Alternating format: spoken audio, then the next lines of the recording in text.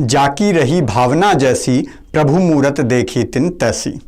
वो देश जहां कण कण में राम समाये हुए हैं, जहां श्री राम के वनवास ने पूरे देश को एक सूत्र में बांध दिया, जहां जम्मू कश्मीर में चनाब नदी के किनारे बसे रामबाण से लेकर तमिलनाडु में बंगाल की खाड़ी के किनारे बसे रामेश्वरम तक राम की छवि देखने को मिलती है, वहां राम जन्मभूमि में हमें श्री राम का अस्तित्व ढूंढने में इतने साल लग गए। लेकिन अब जब श्री राम मंदिर निर्माण प्रारंभ हो गया है तो खुदाई में मिलने वाले मंदिर के अवशेषों से रोम रोम में राम की कहावत भी सार्थक हो गई है।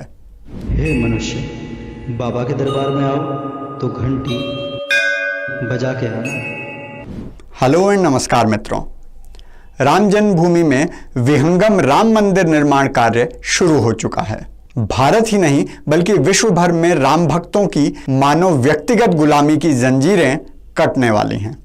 लॉकडाउन के कारण इस कार्य में थोड़ी रुकावट जरूर आई थी, लेकिन योगी सरकार की दृढ़ इच्छा शक्ति के चलते 10 दिन पहले निर्माण कार्य फिर से प्रारंभ हो गया है, वो भी पूरी कोरोना संबंधित सावधानियों के साथ।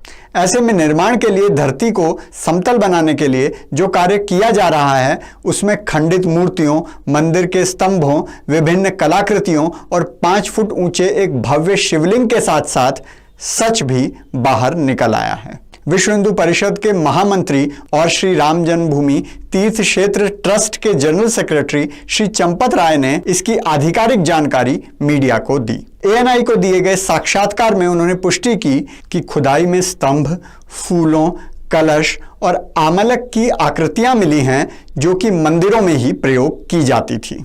ब्लैक टचस्टोन के 7 खंबे, लाल पत्थर के 6 खंबे और देवताओं की खंडित मूर्तियां जन्मस्थान परिसर से मिली हैं। उधर हमारे अविश्वसनीय सूत्रों ने बताया है कि उसके अलावा भी बहुत सी चीजें इस खुदाई में मिली हैं जो बाबर के जमाने से अब तक वहां छुपा दी गई या दफन कर दी गई। सबसे पहले तो वहां दफन गंगा जमनी तहजीब मिली है, पूरी तरह से सड़ चुकी है, इतनी कि पहचान में भी नहीं आ रही थी।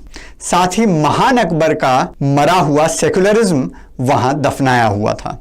उसकी कब्र पर अकबर की मूर्ति मिली है जो अपने हाथ से श्री राम की प्रतिमा पर पुष्प अर्पण कर रहा है। शायद उसने खुद ही ये मूर्ति बनवाई होगी, लेकिन फिर बाबरी ढांचे में लाकर गाड़ दी होगी। दरअसल उनके यहाँ मूर्ति पूजा को अनुमति नहीं दी जाती और उसकी सजा होती है मृत्युदंड, इसलिए बेचारे ने डर के मारे ऐसा किया होगा।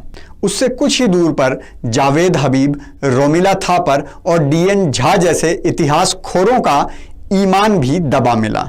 उसके अवशेषों की जांच करके भारतीय पुरातत्व विभाग ने कहा है कि उनका ईमान काफी पहले ही मर चुका है। उस पर कीड़े पड़ गए हैं और इन्हीं कीड़ों की दुर्गंध आज तक JNU से आती है, जहां आज भी बैठकर ये भगवान राम को काल्पनिक पात्र बताते हैं। जन्मभूमि स्थल से और भी कुछ दुर्लभ चीजें मिली हैं, जैसे सैकड़ों राम भक्तों के खून से रंगी मुलायम सिंह यादव की अंतरात्मा जो उसी दिन मरी थी जब उन्होंने कार सेवकों पर गोली चलवाई थी, नकली गांधी परिवार की शर्म और भारत के संविधान की जिंदा लाश। संविधान की लाश बहुत भारी थी जिसने देश के 80 करोड़ हिंदुओं की आस्था का 70 साल तक गला घोटा था। खैर, इन सब चीजों की अभी आधिकारिक पुष्टि नहीं हुई है, इसलिए अन्य न्यूज चैनल्स आपको इन सब की जानकारी नहीं दे रहे होंगे। बहरहाल ये सब खुलासा हो जाने और ये स्पष्ट हो जाने पर कि वहां श्री राम मंदिर था, उसे तोड़ा गया था और इस तथ्य को जानते हुए भी साजिश के तहत छुपाया गया था, हमारे देश के सेकुलर उदारवादियों की बिलबिलाहट अभी शांत नहीं हुई है। एक हैं नंदिनी सुंदर, ये प्रोफेसर हैं, मतलब देश का भविष्य इनके हाथों में है। इसके अलावा खाली समय में ये द वायर के एडिटर सिद्धार्थ वरदराजन की पत्नी भी हैं। कह रही हैं कि इस खुदाई की साक्ष्य क्षमता बहुत कम है, कोई डिटेल नहीं है कि किस परत से क्या निकला या कैसे जमीन को समतल करते हुए ये वस्तुएं साबुत निकल गई। ऐसा ही कुछ कह रही हैं पत्तलकार अंजलि मोदी। कह रही हैं कि ये तो टूटे हुए बाबरी ढांचे और 14 मंदिरों की वस्तु हैं, श्री राम मंदिर की नहीं।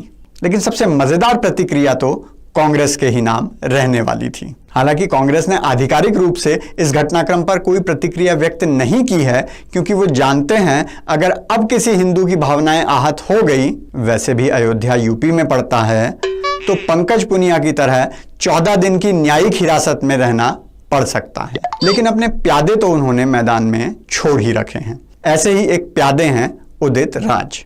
पता नहीं कौन सा माल फूंकते हैं, लेकिन कॉमेडी में आजकल इन्होंने कपिल शर्मा को कड़ी टक्कर दे रखी है। कह रहे हैं अयोध्या की खुदाई में सिद्ध हुआ कि ये एक बौद्ध स्थल था, पुरातत्व विभाग की निगरानी में अध्ययन किया जाना चाहिए। मीडिया द्वारा निष्कर्ष पर पहुंचना कि यहां राम मंदिर था, जल्दबाजी होगी। इस पर कांग्रेस के ही नेता राजीव त्यागी ने उन्हें याद दिलाया कि बुद्ध का जन्म ईसा पूर्व 563 ईस्वी में हुआ, जबकि मेरे प्रभु राम त्रेता युग में हुए। खैर, मनोरंजन भी चलते रहना चाहिए, लेकिन आज समय है कि इन इतिहास खोरों की पुस्तकों का भी विसर्जन कर दिया जाए, ताकि कभी जेएनयू की खुदाई हो तो इनके अवशेष भी जनता को देखने को मिले। बाबा का आज का ब्रह्म ज्ञान है किसके नाम ये तो नहीं पता, कौन सा देश कौन सा शहर है नहीं पता। आप तो बस देखिए और आनंद लीजिए।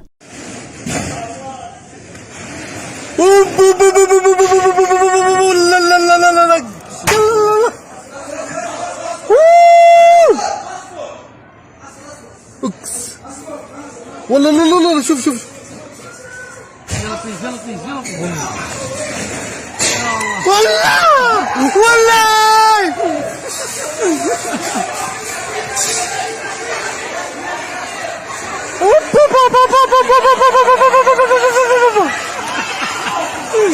والله شوف حيموتوا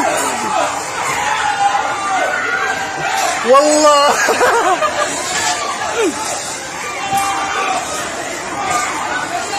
والله حينكسر الباب ول ول ول ول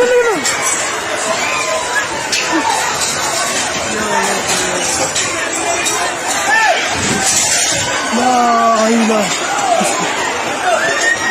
لا اله